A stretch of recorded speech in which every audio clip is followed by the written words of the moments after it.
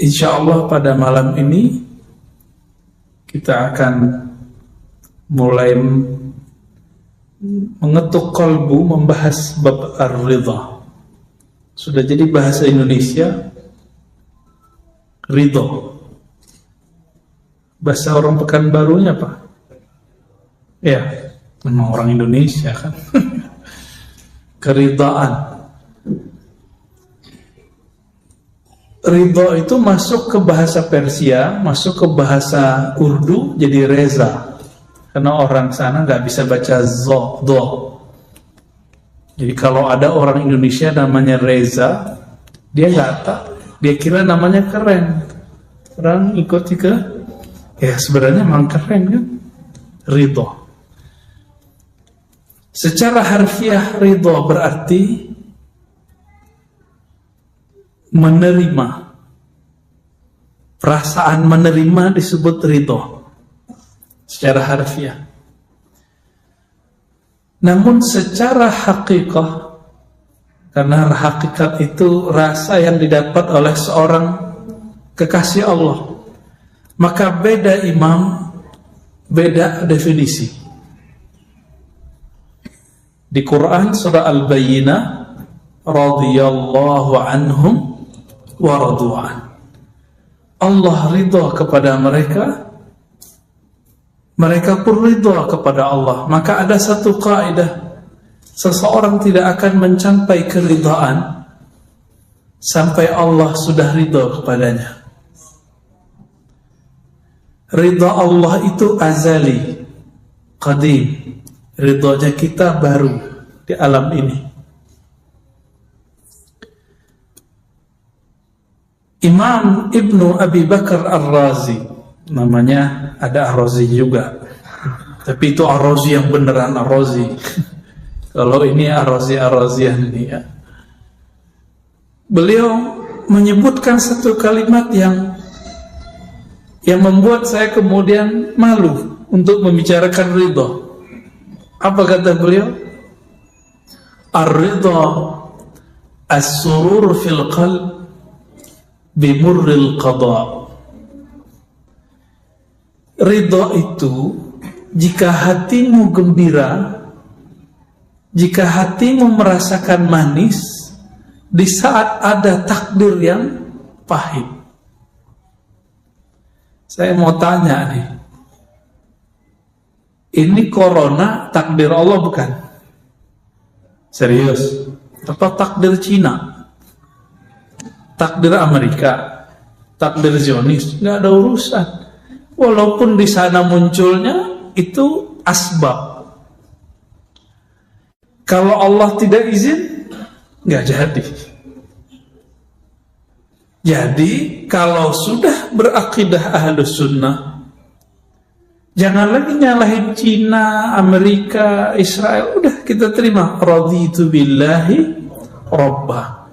Aku ridha kepada Allah yang telah menetapkan, mengizinkan setahunan ini kita berdamai dengan, berdamai, jangan berkelahi sama corona ya. Ini kan sudah mulai berdamai ini. Dulu kita takut loh pergi ke masjid, ke pasar, itu sampai ada ibu-ibu bentak orang di depannya, di belakangnya, kiri kanannya cuma mendekat, pakai plastik, lengkap semua, ketakutan. Padahal coronanya di mana, dianya di mana, ya. Jazakallah. Ya. Jadi apa kata Imam Ibnu Abi Bakar Ar-Razi? Punya kitab dia Hadaik namanya. Ridha itu kamu merasakan manisnya takdir saat takdir itu pahit. Awal-awal corona terasa pahit ya? Pahit sekali ya. Pahitnya di mana Pak? Di dompet ya. Semua orang. Ini bukan berarti ini nggak ada, ini ada. Ini sudah ketentuan Allah Subhanahu Wa Taala. Saya mau tanya yang kedua, benar nih takdir? Ya, takdir Allah bukan? Ridho nggak sama takdir Allah? Jadi ridho nggak sekarang ada corona? Ridhokah kalau hari ini Allah mengizinkan virus kemana-mana? Seluruh dunia loh Pak.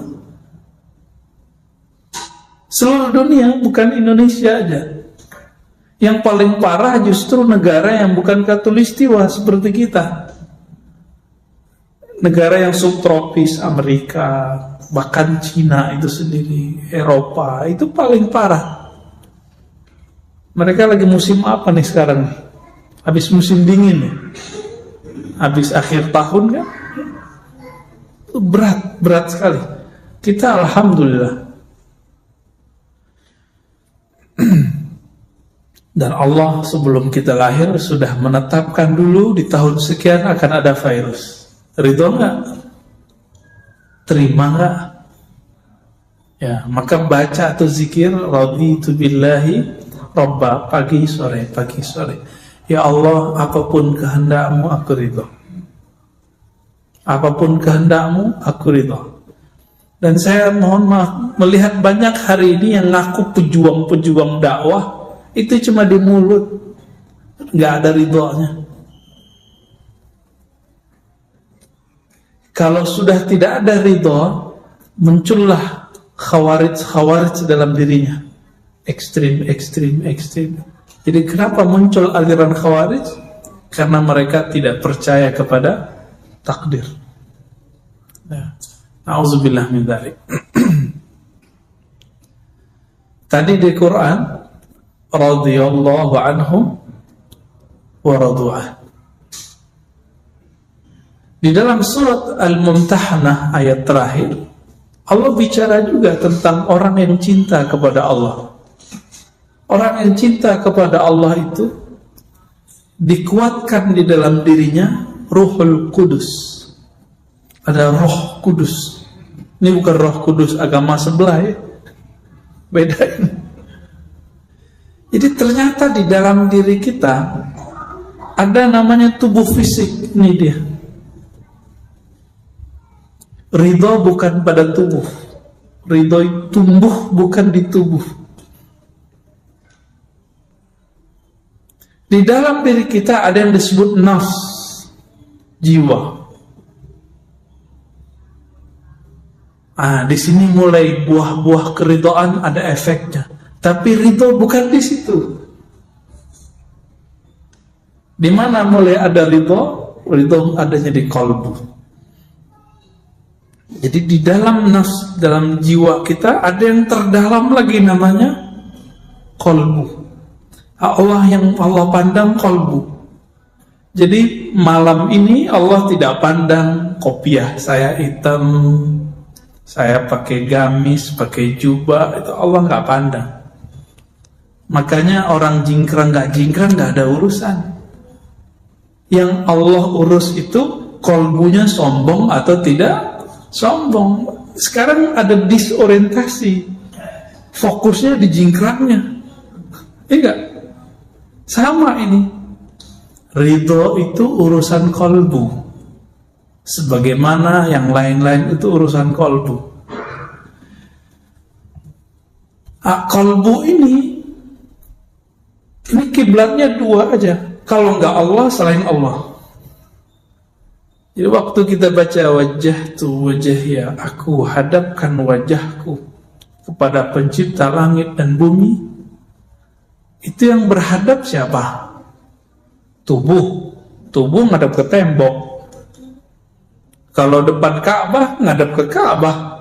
Apakah Allah di Ka'bah? Kan enggak. Allah kan bukan benda, jadi nggak perlu bertempat. Jadi tubuh ini berkiblat kepada Ka'bah. Qalbu berkiblat kepada Rabbul Ka'bah. Allah yang memuliakan Ka'bah. Jadi Allah pandang qalbu. Jadi urusan ridho bukan urusan lidah, tapi lidah itu terjemahan yang di qalbu. Jika ridho belum muncul di qalbu, bisa diajar dari luar. Maka zikirlah itu raditu billahi rabba wa bil islami dina wa bi Muhammadin nabiyya wa rasulah. Ya. Kalau mau yang lengkap, wa bi sayyidina Muhammad nabiyya wa rasulah. Ridho itu boleh juga diartikan usaha seorang hamba berbaik sangka kepada Allah Subhanahu wa ta'ala. Kalau tadi kita cerita virus, sekarang cerita hari-harian. Hidup kita dua aja, kalau nggak taat maksiat, benar nggak? Benar ya? Taat maksiat, susah senang, sedih bahagia, hidup mati, udah gitu aja terus. Setiap saat bangun sadar, tidur mati, hanya dua. Di saat kita taat, apa ridho dalam taat? Khusyuk nggak sholatnya tadi? Khusyuk nggak ridhonya? Enggak ya? Jujur aja, ya. Kusut ya, nggak apa-apa kok ya. Allah itu kalau sudah ridho, nggak peduli sholat orang itu khusyuk nggak khusyuk, yang Allah pandang kolbunya. Maka orang yang ridho dalam taat, dia tidak pernah merasa GR, nggak pernah merasa taatnya itu sesuatu. Bagi dia, ya Rob, jika sholatku ini untuk mendapatkan ridhomu, tentu tidak mungkin. Kenapa? Sholatku tidak khusyuk. Terus bagaimana? Ya Allah, Engkau maha tahu isi hatiku. Tolong tumbuhkan ridho dalam kolbuku. Maka ridho itu hadiah dari Allah Subhanahu wa ta'ala. Ini yang kita minta doa, Allahumma inna nas'alu ridhoka wal. Jadi ridho itu minta. Kalau nggak minta nggak dikasih. Orang-orang sombong kan udah ngerasa GR aja dengan tahajudnya, Senin Kemisnya, apalagi pengajian-pengajiannya, udah ngerasa saya pasti diridhai Allah. Nah, ini hati-hati, talbisu iblis, apa istilahnya, gurur ya, manipulasi iblis kalau diterjemahin secara bebas.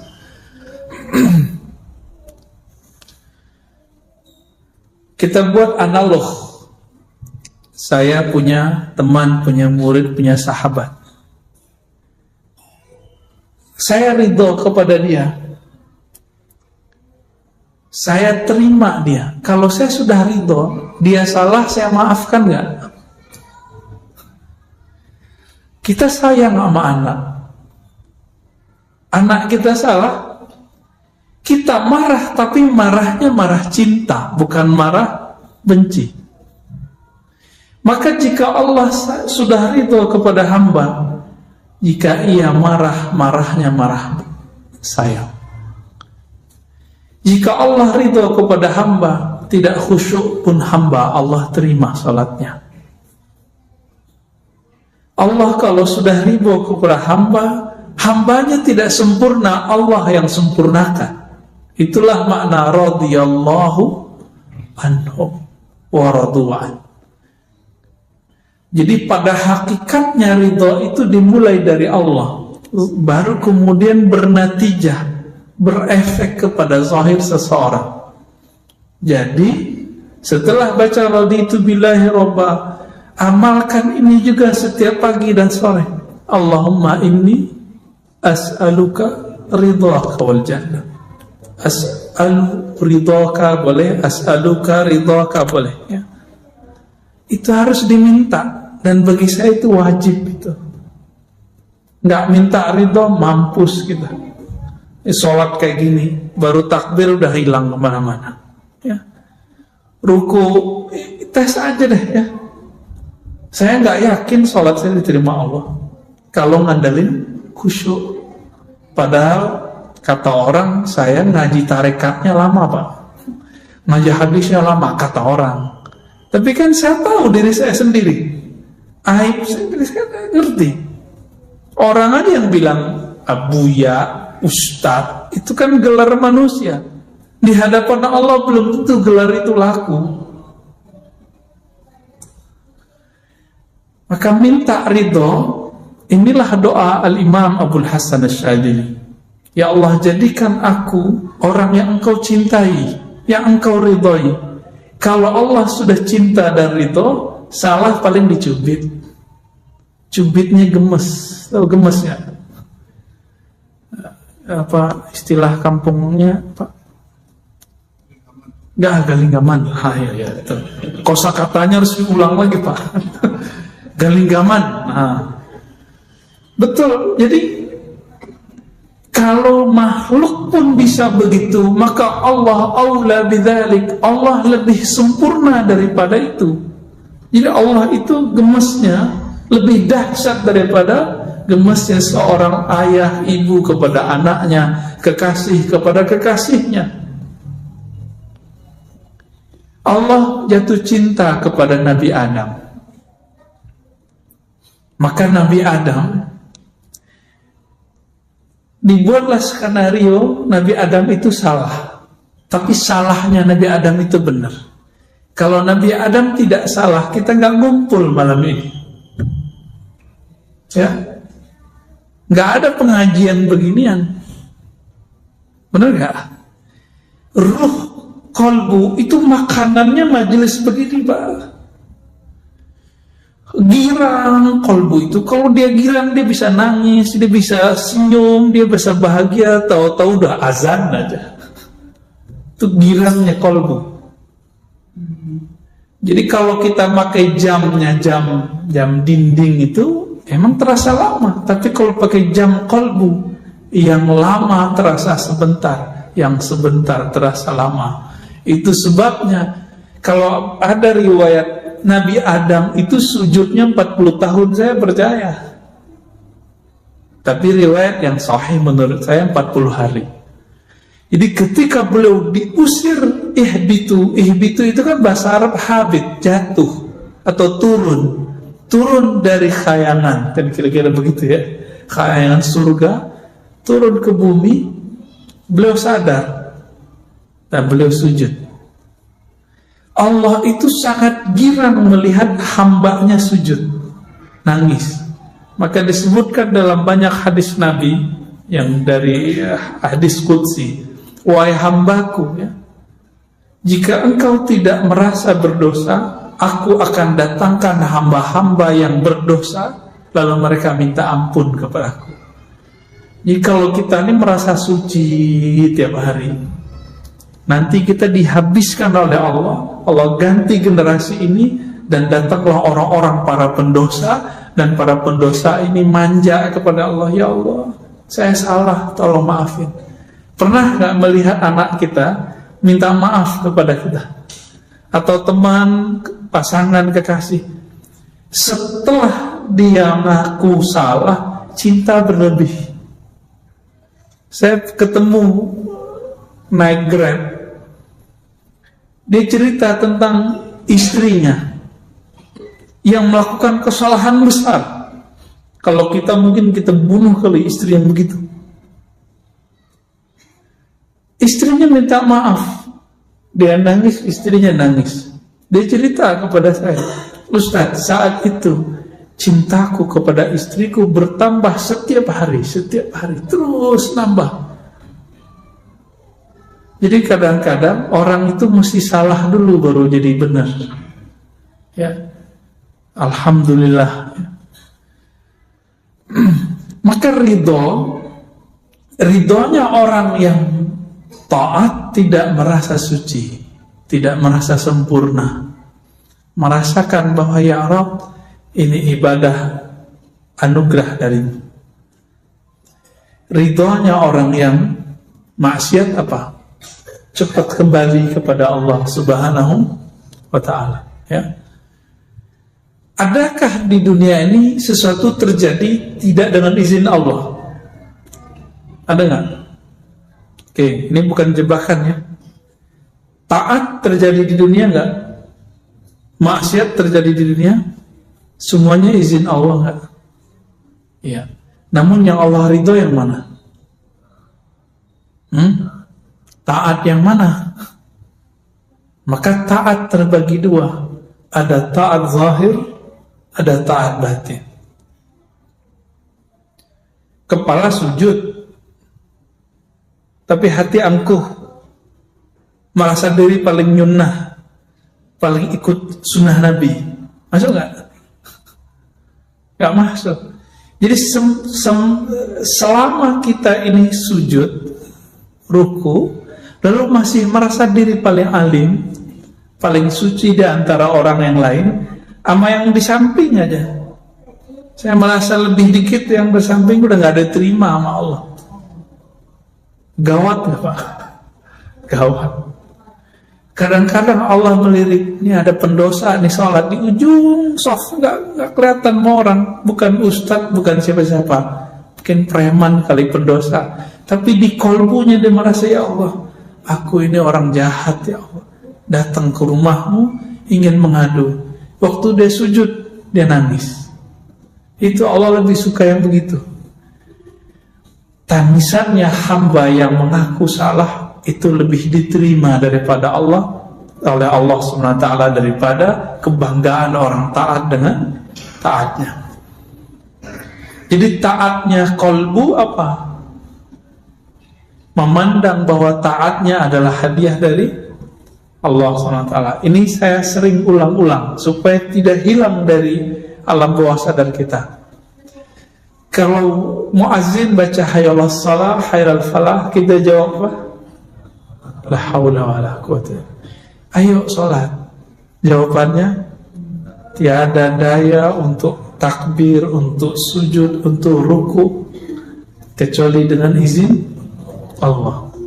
Tapi ahlul haqaiq, ahli hakikat itu menjelaskan, la haula fit ta'ah wa la quwwata fil ma'siyah illa billah, kecuali dengan izin Allah.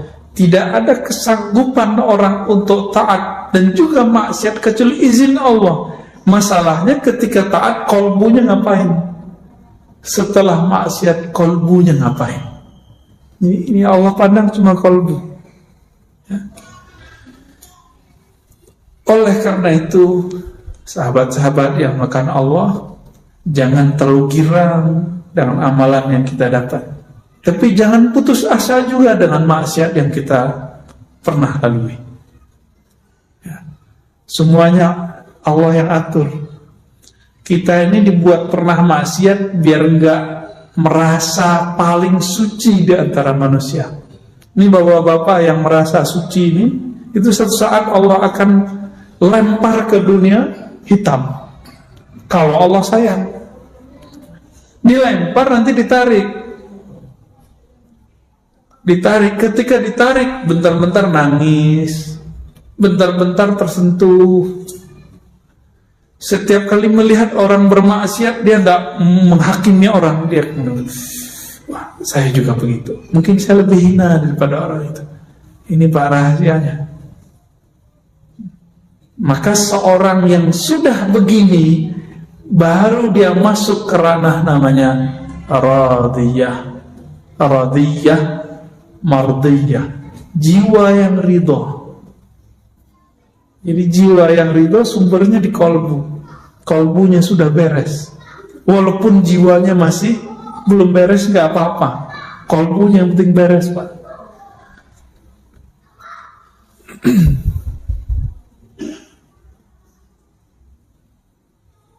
Ketika disebut ridho, lalu kita baca tadi doa tadi, raditu billahi rabbah, zikir tadi. Apa kata Nabi dalam hadis Abu Daud? Orang yang meninggal, yang mati di waktu paginya dia baca raditu billah, atau sorenya dia baca raditu billah, maka dia mati syahid. Sekarang kita tanya, arti asli dari syahid apa?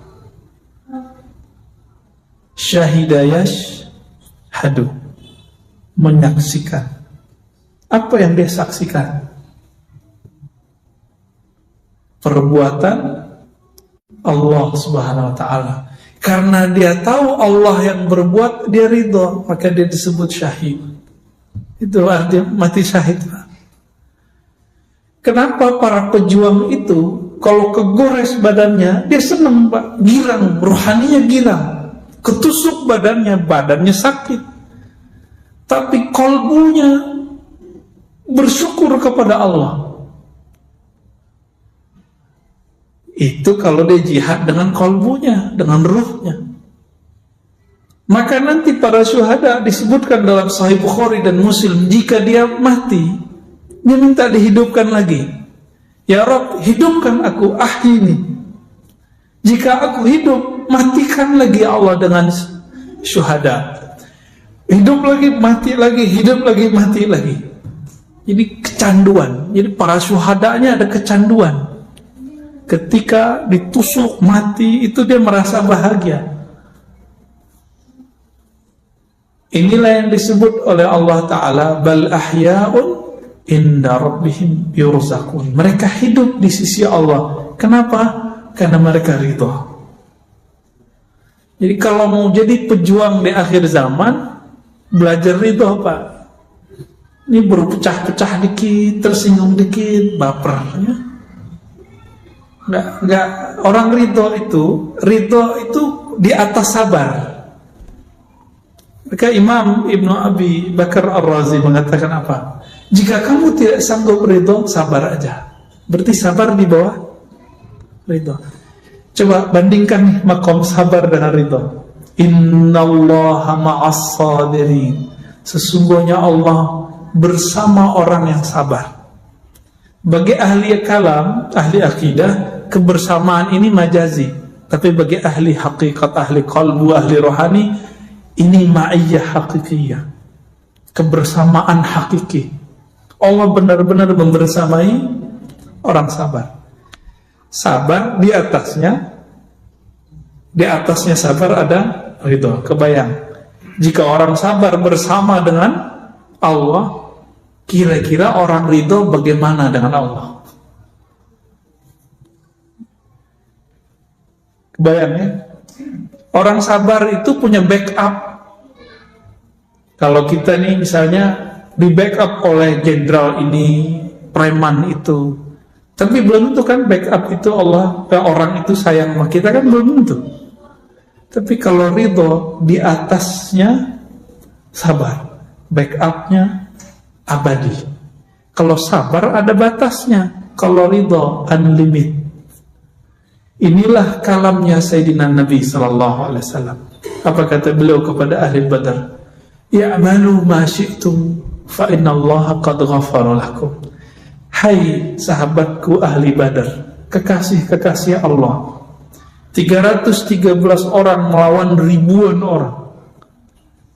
Mereka ridho, enggak satu pun mengeluh. Ingat, enggak satu pun mengeluh.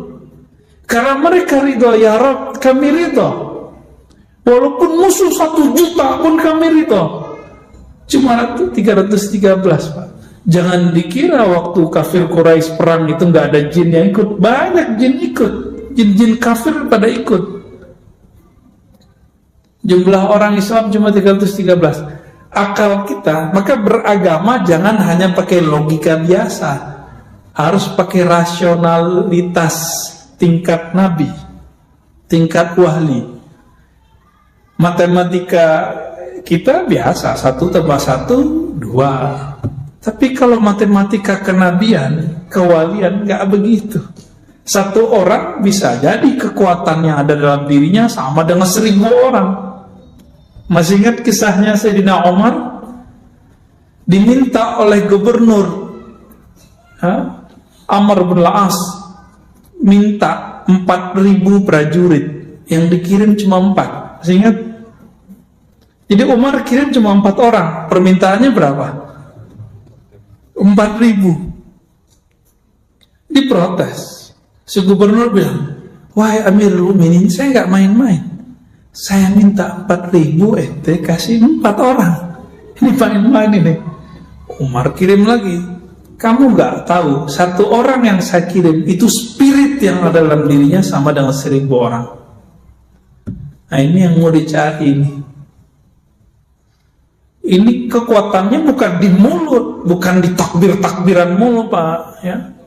Ini katanya kalau udah bisa takbiran bentak orang udah bisa berjuang. Sorry, nggak masuk. Ya, apa kata Nabi ketika orang suka takbir bentak? Irba'u ala anfusikum. Nanti kan sebelum 2024 ini kejadian lagi nih. Tunggu aja Pak. Ya, antum udah lupa nih dengan ceramah ini. Ya. Orang nanti akan bertakbir lagi untuk bentak ustaz. Bertakbir lagi bentak Habib. Nanti begitu Pak.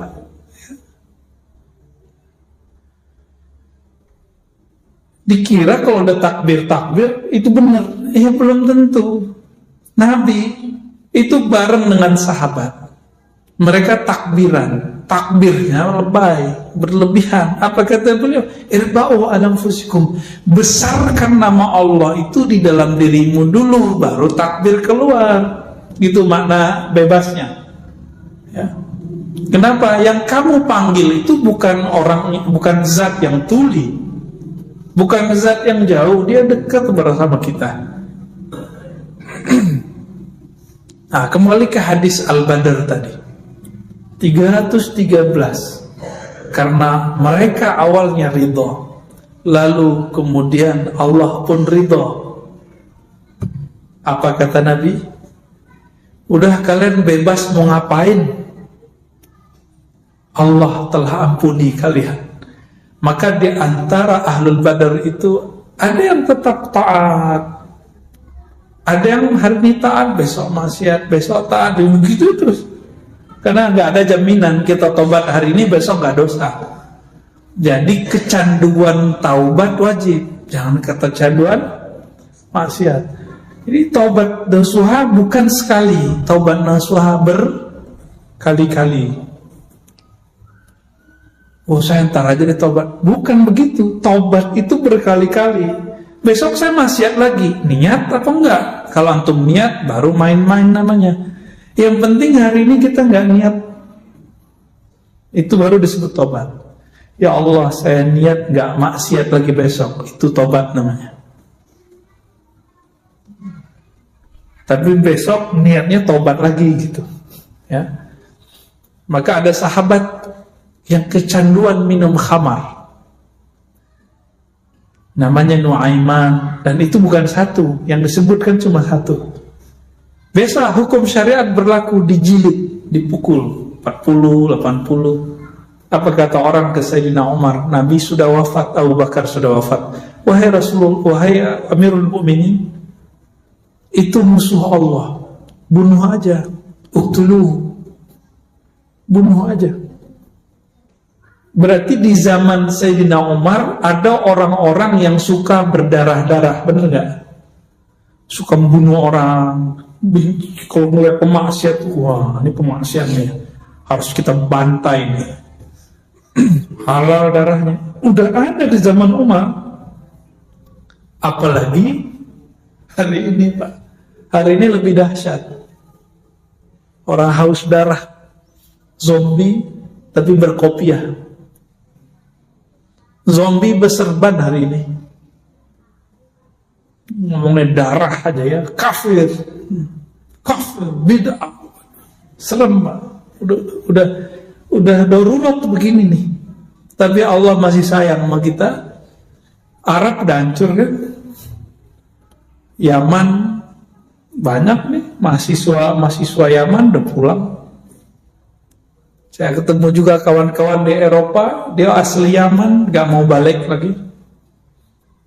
Apalagi Saudi yang nyerang Houthi Yaman, Irak udah hancur, Syam udah hancur. Sisa Turki bukan Arab Pak. Turki itu bukan orang Arab ya. Turki itu punya nostalgia zaman Khilafah Utsmaniyah, tapi sebenarnya nggak berdaya juga, gertakan aja yang kuat.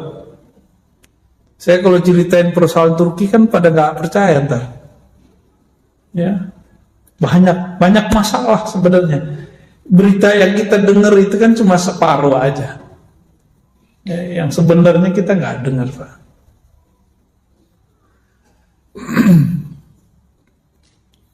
Gimana? Jadi ridho nggak?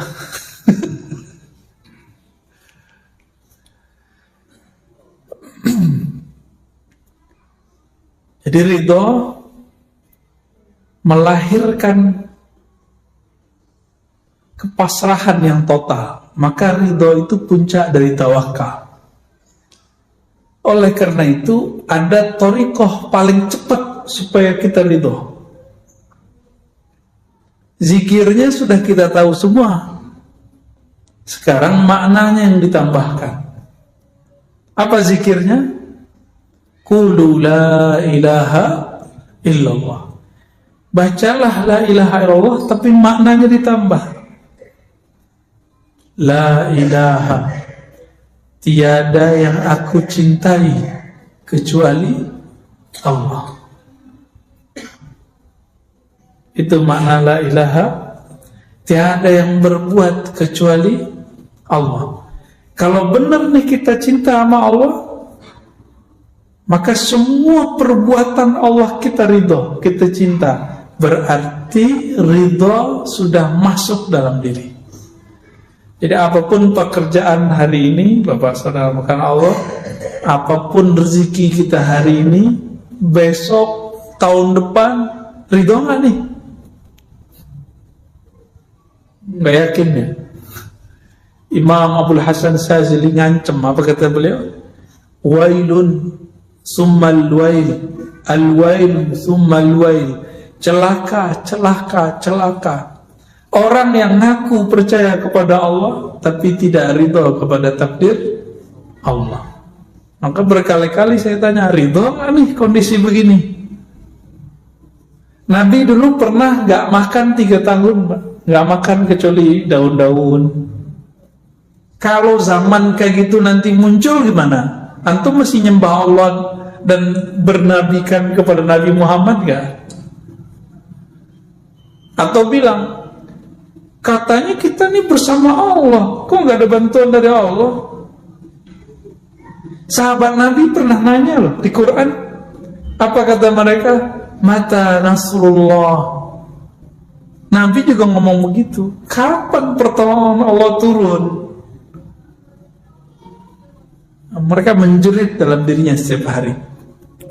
Maka Bapak Saudara karena Allah sering-sering baca surah Al-Bayyinah itu dan akhir surat Mumtahanah. Nanti lihat karakter mereka.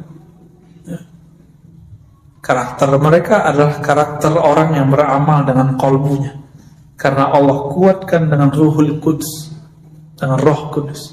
Nah, diri kita, tubuh ini, di dalam diri kita ini ada namanya Ruhul Hayawan, ruh hewani. Makanya kita ini bisa marah seperti hewan.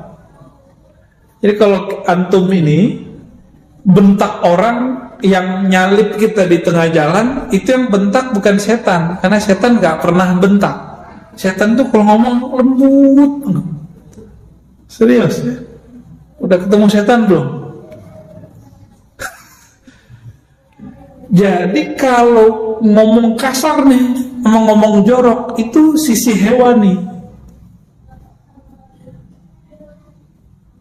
Yang kedua, di dalam diri kita ada sisi ruhun nabat.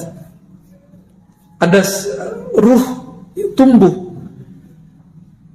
Ruh tumbuh itu ada di badan ini, di kulit, semuanya itu ada semua. Makanya pada tumbuh kan. Kalau nggak begitu, rambut kita nggak tumbuh. Nah, cuma ada yang dia terbatas. Giginya nggak tumbuh lagi kan?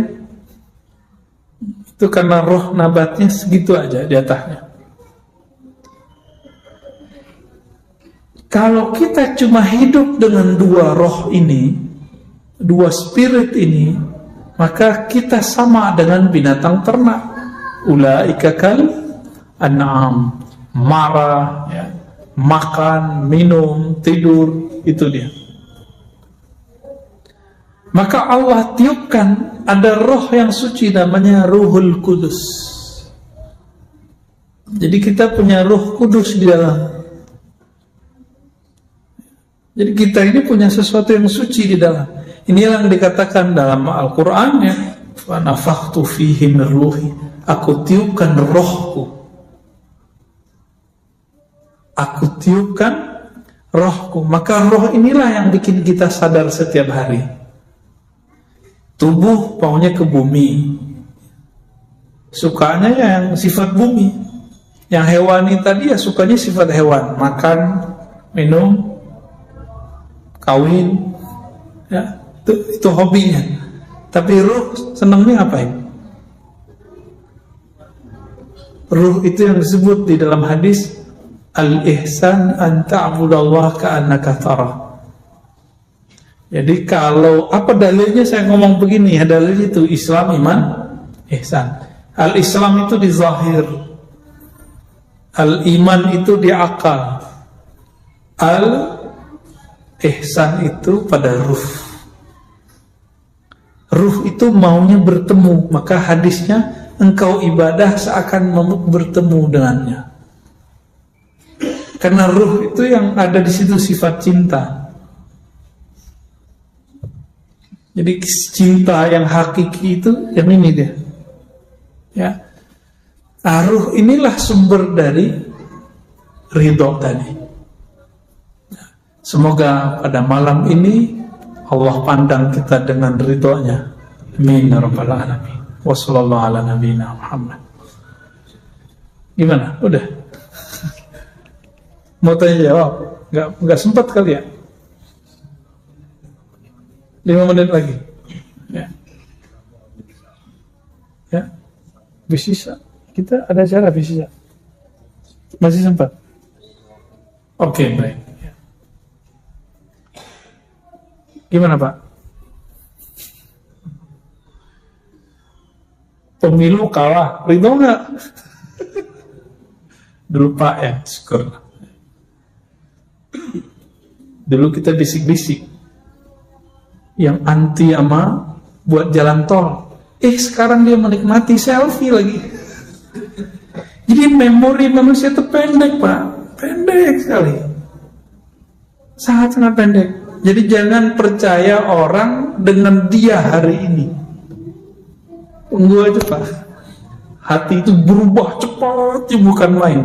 Kecepatan korbu itu berubah lebih cepat dari kecepatan cahaya. Cuma zahirnya kadang-kadang terlambat. Ya. Itu sebabnya Nabi sering berdoa, ya muqallibal qulub, hadis sahih Bukhari, wahai yang membolak-balik hati. Ya. Saya menyaksikan dalam diri saya perubahan-perubahan itu, ya. Berubah, dulu senang ini jadi nggak senang, dulu benci jadi suka, dulu suka jadi benci. Tapi ada yang nggak pernah saya benci, mau dia salah gimana dia tetap senang.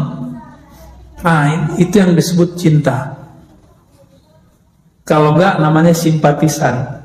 Maka murid dalam tradisi ilmu zikir itu ada dua. Ada murid hakiki as-sadiq, ada murid al-kazib. Jadi jamaah itu ada dua. Ada jamaah simpatisan, ada jamaah hakiki. Kalau simpatisan itu mau cari pembenaran dari si ustadz. Kebetulan pemahaman ustadznya bisa menguatkan pemahaman dia. Tapi kalau jamaah hakiki itu bertahan sampai kiamat nanti, bahkan tembus sampai ke Shiratal Mustaqim. Nanti ditunggu nanti di depan surga sama gurunya itu. Itu yang mana?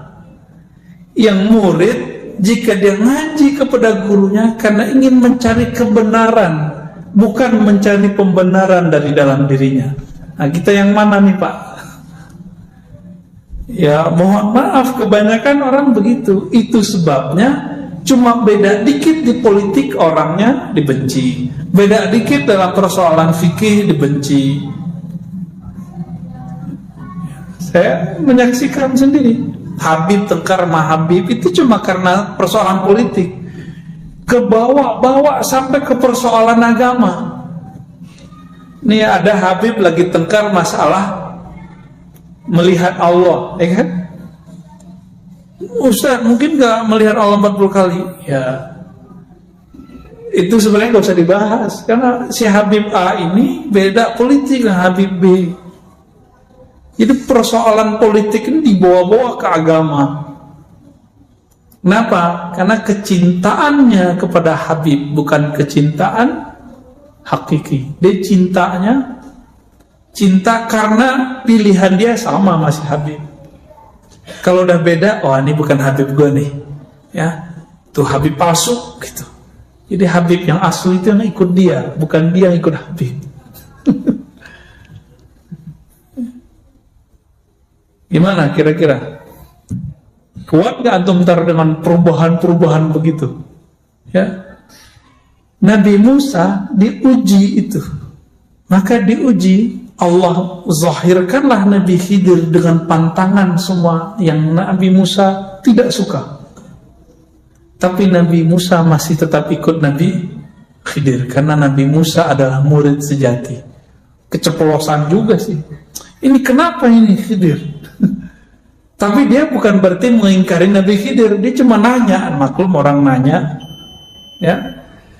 Dan saya berdoa, kita berdoa semoga kecintaan kita kepada Allah, kepada Rasulullah, kepada pewaris Rasulullah itu cintanya sejati, bukan cinta karena kita mencari pembenaran. Amin ya rabbal alamin. Allahumma arzuqna as-sidqa fil hubb. Allahumma awsilna ila hubbika. Ya Allah, sampaikan kami kepada hakikat cintamu. Ya Allah, pandanglah kami dengan cintamu. Allahumma arzuqna ru'yataka wa ru'yata nabiyyikal Mustafa Muhammad SAW. Ya Allah, berilah kami kemuliaan dapat memandang wajahmu, memandang wajah kekasihmu Sayyidina Nabi sallallahu alaihi wasallam. Assalatu wassalamu alaika ya Sayyidana ya Rasulullah.